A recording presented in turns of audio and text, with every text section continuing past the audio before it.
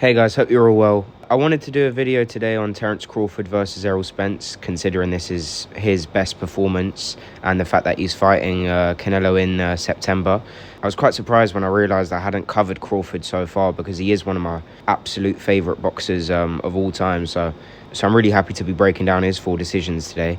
And yeah, so let's just get straight into it. So the first thing that we're going to see is Crawford take the centre of the ring and he's going to give Errol Spence straight away a high guard look. So the first thing he kind of does with this high guard look is he steps forward very subtly and he's looking for a parry. He's looking for defense. Errol Spence bites on it because he always will. It's a big pattern in this fight. As soon as Terence Crawford raises his guard to this high guard temple position, that's when Errol Spence decides to engage with a touch jab.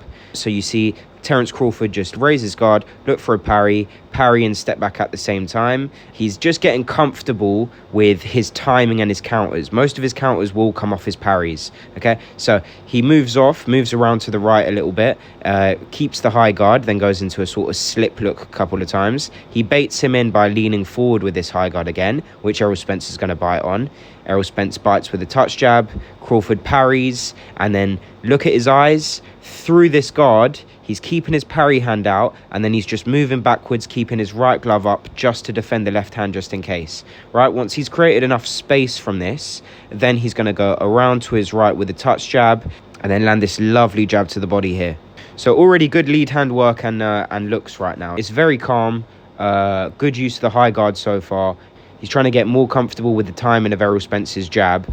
And you're going to see what he does with that timing now. Once he understands it a little bit better from his defense, now what he's going to do is raise his guard. He's going to parry at the same time, and he's going to use that to land this wonderful jab in between. If you see their shoulder position and their hip position, you'll see that Errol Spence is just a little bit more square than Terence Crawford. Now, this is a mistake I see a lot in southpaw versus southpaw matches. The person that's a little bit more bladed will usually get the better of the exchanges. So as you can see, he lands this wonderful jab in the middle here. Okay, he moves around to his right with his high guard again. He parries. Again, the same counter, except this time he's going to change it up a little bit. He's going to move around to his right. He's going to see the jab come in. He understands the timing from his parry now. So he's going to parry as he sort of shoulder rolls and then come back with this wonderful left hand over the top. And look how quickly he adjusts this right hook as Errol Spence bends down to the waist. He really adapts the distance on it very quickly. Now, it doesn't really land, and he doesn't retract his hand. As Errol Spence comes forward, he kind of just pushes him off with a frame and steps back. And once he sees that Errol Spence is in a squared up position, he just uses it to pop out this wonderful follow-up jab, which he then turns into a sort of 3-punch combination where he goes 1, 1, 2 over the top. Lovely, lovely work. He steps forward cautiously because he knows that Errol Spence loves to retaliate from these situations. So he just steps forward, raises his guard just a little bit, sees the jab coming and tries to look for a counter again, parry and jab backwards. The threat of a counter sort of makes him move backwards in this sort of shell. It's a very good defensive shell. He then reestablishes his base and then sort of just touches the guard, make sure to know his distance well. Once he's touched, he's going to raise his guard, and instead of waiting, he's going to move around to his right with a jab. Again, Errol Spence is quite squared up right now, so this lands well. And then he just sort of feints it, gets Errol Spence into this bad position, and then adapts his lead hand work to, as he sees this position, use a double right hook around. Really nice lead hand work. Once Errol Spence is lined up for the left hand, it's only then where Crawford's just going to shoot it out. But Spence defends this pretty well. You can see how cautious Crawford is of moving in. He does try to sort of capitalise on this by stepping forward quite aggressively, but as soon as he remembers the threat of Errol Spence's counters, he just waits, raises his guard, and moves back with another parry jab before following up with a 2-punch combination of a great 1-2 over the top. So for anyone doing my ladder drills at boxing right now, this is the ladder drill but backwards. Parry, jab, 1-2, okay? Really, really nice work. And you can see that Crawford's always waiting after an attack for Errol Spence to retaliate, and then he decides to look for a counter. It's really intelligent decision-making by Terence Crawford.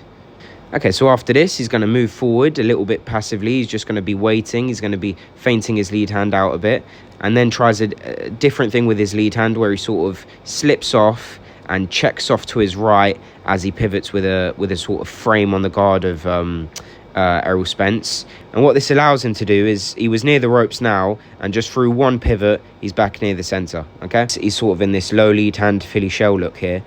He then raises with a touch jab just to figure out his range a little bit more. Errol Spence tries to cut the distance, and you can see Crawford sort of setting his feet, knowing he's going to go for the body shot, and then just blocks it on the elbow really nicely, engages with the shoulder into this nice clinch, and controls the pace even more, okay? Really nice work. Okay, so they break away. Crawford's back into the center. With his lead hand low like this, Errol Spence doesn't really bite on using his jab, okay? So he usually waits for Crawford to raise his guard before he uses a touch jab. He feints being aggressive, so Crawford just sort of parries and jabs at the same time, but just with a touch. And then once he sees Errol Spence commit, and Errol Spence did quite well here because he's feinted the jab first and then comes across with it, which is a little bit offbeat for the timing that Crawford's used to with his parry hand. Crawford does the pretty correct thing though. He shells up quite nicely and then pivots out really nicely the way you would with a check hook, and then just sort of keeps his parry hand there and makes sure he makes himself a really small target. So from this passive look, it doesn't look like he can punch well, but he manages to just surprise Spence as he steps in, really timing him well on. As soon as he moves in, he jabs, and then just continues to move around to his right, make himself really small and passive. Sees the jab coming out again. It doesn't get really feinted much, so he just parries this. And look at his eyes again. He's really looking for the follow-up shots of Errol Spence. He steps back and creates some distance. He thinks the left hand's coming, so he defends that.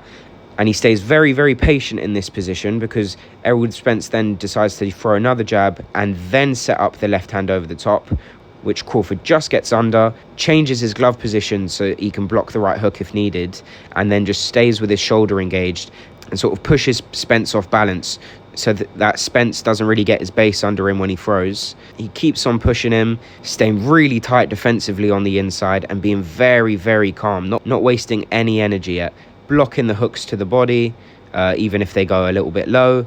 Errol Spence is now trying to push him, and Crawford's just content to sort of stay super bladed, sort of control that lead hand of Spence, and then as soon as he feels himself pulling away for the uppercut, he just sort of defends that. Again, really makes an effort to block the right hook if needed, because after the left hand, usually it's the right hand coming. So he knows that the next logical shot would be a right hook. Just staying really, really defensively tight, and is now, after a couple seconds and a couple of exchanges of being comfortable in the clinch at this range, if he's staying in position a little bit longer, raising his guard, which is obviously going to bait the touch jab from Errol Spence. As soon as he feels it on the glove, he just springs out his own jab. You can see his reach on display here, just how far Spence is compared to Crawford in terms of their jabs. And then, as you can see, he's still in the jabbing position with his right glove. He just feints it out to upset Spence's rhythm, and then he just steps back. Errol Spence wants to retaliate. He jabs in. Crawford knows this, and he looks for a counter. Another parry jab over the top. He's moving backwards, looking for a counter. He then parries and feints the two over the top, just as he did at the beginning of the round, and then decides to move around to his right patiently, and then goes for a three-punch combination where he sort of feints with the touch jab, then touches very lightly before springing out this left hand over the top. Very simple, very honest three-punch combination. I love my straight threes. So with this, he kind of takes back the center, and then again is just using more elusive, calm looks. He raises his guard. Errol Spence feints a little bit at it. He's looking for a little bit more defense. He jabs. He doesn't counter this time because I think he knows the follow-up from Errol Spence is coming. And not only that, but you don't want to counter every single time. Otherwise, someone will completely stop throwing it. You have to let them get a little bit more confident with landing to the glove sometimes in order to time them, okay? Things like this will help you out a lot in terms of your counter punching. Anyway, he's moving backwards with a high guard. He knows the follow-up's coming. He really makes an effort to block this left hand here, gets under it, moves backwards again, creates a little bit more space. And here he's going to look for a counter through the high guard. He's going to parry and then just hook over the top. It kind of stops Spence in his tracks. He doesn't really retract his hand because Errol Spence sort of holds onto it. So he kind of uses that as a frame and pushes off with his forearm before sort of moving around to his right. He's keeping super defensive. He's still looking for a counter. He sees it, parry and jab at the same time. From this, all he has to do is really step back, and he's going to time Errol Spence coming in straight away. Errol Spence is going to step in with an attack, and Crawford just straight away parries and jabs over the top. He knows his feet are super wide right now, so he's in a bad position. So he immediately decides to follow up with the punches, shuffles in with a jab, another jab, and then the two over the top. He doesn't let Spence get any rest here, so he uses his forearm and pushes him off before sort of even dragging him about a little bit. I don't know if you've ever been in this position, but it's very, very tiring. So here he's not going to move out too far. He's going to stay in front of Spence. Spence is going to try to retaliate straight away. He goes for a left hand to the body, which lands quite well. And Crawford just sort of tries to jab out, uses this as a frame where he holds the back of Spence's head, and then boom, comes up with this uppercut and tries to go for the hook. It lands sort of around the head, but he doesn't retract the hand. He pulls him down, changes which arm he's sort of pushing with, and then tries to create some space. Errol Spence is in a really bad position right now, and it's very tiring. Okay, they break away and they're back into position. Crawford's using his high guard look. He's waiting very patiently in the same spot. Errol Spence jabs. He's content to parry it, moves around to his right, and Spence is going to decide to go for a little two-punch setup where he just goes for a feint to the body and a left hand over the top. This is why people with long reaches are pretty hard to fight, because once they have the distance with their jab figured out quite well, they have a little split second more to react to the punch coming. And he obviously just lifts his left hand. Here he sort of slips and jabs at the same time, lands this quite well. Really nice lead hand work from Terence Crawford. It's the main thing he's doing in this fight to make this all look easier for him, is he's completely won the lead hand battle. He moves away with a couple looks. He knows that Spence is going to be aggressive, so again he makes himself super small, engages with Spence's shoulder, and then is just happy to stay in this clinch. Really nice control of the distance. Whenever Spence wants to engage at close range, he clinches, and when he wants to engage at long range, he uses his great lead hand. Again, Errol Spence shuffles forward and sort of feints. Crawford's going to immediately react and go for this four-punch combination where he goes 1, 1, 2, the same thing that we've seen before. He sort of, as you can see, hooks around with the left hand. And once he sees Spence in this dangerous position, he's going to add one more punch here, and he's just going to go for a right hook, dig it around to the body. Really nice work. He feints as he moves backwards, parries and jabs at the same time. Again, super bladed while Spence is a little bit more squared up. He sort of sees how he reacts to that. Moves backwards again, is very, very cautious, Terence Crawford. Even though he's confident, he's super aware of what might be coming. He raises his right glove just in case of any left-handed shots. He steps back, and as he sets his feet, is then going to throw this wonderful uppercut, which Spence has just sort of shuffled and walked himself on into. It really hard to see coming as well, just of how bladed Terence Crawford is. Really nice uppercut here. Then he immediately reacts by getting low. Some of you are great counter punches, but it's your defense after countering that needs work sometimes. And as you can see here, all he's going to do is throw this uppercut, then squeeze forwards as he pivots on Errol Spence's chest. As they sort of break away, he jabs during the distance. Really nice inside work defense here. As they sort of break away, you can see how small Crawford gets on the inside, using that left hand super reactively to defend himself. Crawford's sort of moving back a little bit quicker, but staying super patient and calm. He then uses a long touch jab just to keep the range. Just look at that wall of reach in between him and Spence. Just really nice work there. Spence tries to close the distance. Crawford, again, just sort of pulls away. It becomes super bladed. You wouldn't even expect or see the left hand coming from this, but it does come and almost clips Errol Spence really badly here. You can see how much rotation there is in the shoulder and the hip here, how hurtful a shot like that would be, and then sort of checks away with a right hook around as he continues to sort of keep Spence on his pivot. Moves around to his right as Errol Spence closes the distance for him. He just jabs from a long way away. He's really got his distance and timing now. He continues to use his lead hand from this super bladed position, but they sort of end up trading jabs a little bit in this exchange. You can see him lift the parry hand here, but it sort of goes around to the right. And here's a great example of how Crawford's left-hand defense is super reactive. He obviously takes this jab, and the next logical step for Errol Spence would be to slip inside and then use this right hook. And it does sort of land, but you can see Crawford sort of smother it just by turning in his glove, turning in his shoulder, and just smothering forward, trying to get a little bit closer to Errol Spence's chest. Really well defended as he pivots off as well. Again, as he steps here, he just sort of feints Spence. He knows that Spence will be reactive. He just steps back and makes the jab to the body, a really hard shot to land here.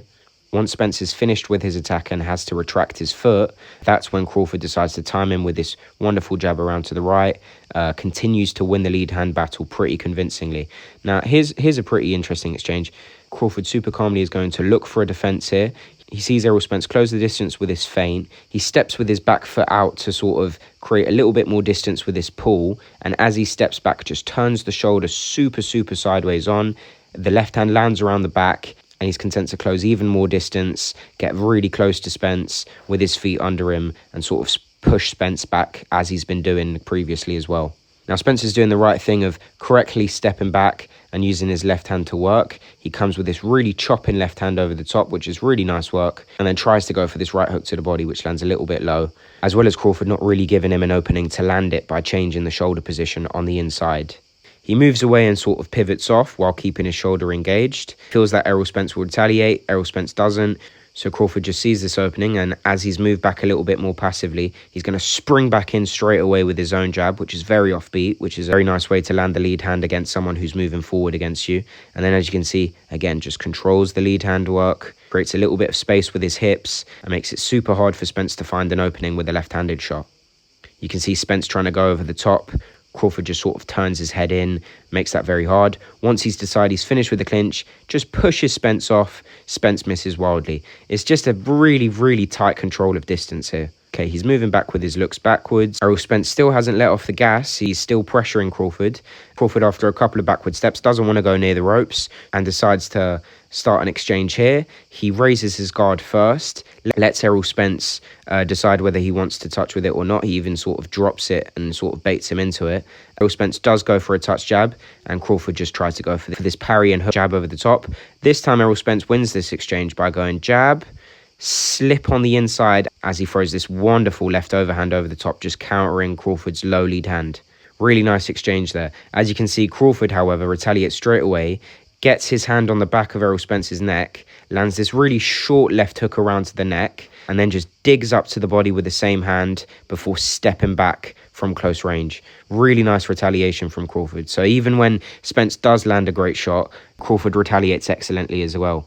So he's winning on all fronts here, letting Spence get confident with nothing in his arsenal or at any range. Okay, so he moves back, tries to move forward a little bit more. Here he's looks a little bit more aggressive with his looks and a little bit more fiery. He doesn't even put his parry hand up for this one, and he trades jabs with Spence. Spence actually uses his parry hand and gets the better of this exchange. But then look at this reach. I mean, he's just jabbed Crawford from this far off, steps back, and Crawford still rotates super hard into this left hand and almost lands it. It still sort of skims Spence just through the sheer reach and rotation behind it. But as you can see, he squares up his base and kind of realizes he needs to calm down a little bit. Spence creates a little bit of distance. Crawford's happy to go back to his sort of calmer disposition and then go back to his looks. Here he's being a little bit more intelligent, parrying at the same time, staying bladed, landing this good jab here, waiting for Spence a little bit, baiting with slip looks, and then exploding out of it with this great up jab before going back to his high guard look, just being a bit more passive, shuffling forward cautiously, using his parry hand as he shuffles, making sure he's not closing the distance stupidly to get hit by Errol Spence, and then uses this wonderful lead hand work of a double jab. Errol Spence tries to pivot off into this long pivot, and now it's Crawford who's the aggressor, isn't he? He's cutting him off to his left, using some slip looks, shuffling forward while staying defensively responsible, as you can see from this parry. And as Spence tries to move, it's then that Crawford decides to commit to a jab. Again, cuts him off, uses some more aggressive slip looks, putting some pressure with his feint here, using another slip look which baits the jab from Spence, which he pulls away from, showing him some block hands just to make sure he knows he's defensively responsible. And then as Spence feints, he just kind of shuffles back. And that's the end of the round, okay? A really, really excellent round from Crawford. I really do believe the main advantage that he had in this fight was the fact that he intelligently switched to a southpaw position. It looks like he's got a lot more experience fighting southpaws than Spence does. I mean, just through the little fact of staying more bladed with the hip. But yeah, so many elements to why he did so well in this fight, and I really hope you enjoyed it. So the next video will be a breakdown of an amateur fight of Crawford, so look forward to that. See you guys, happy training.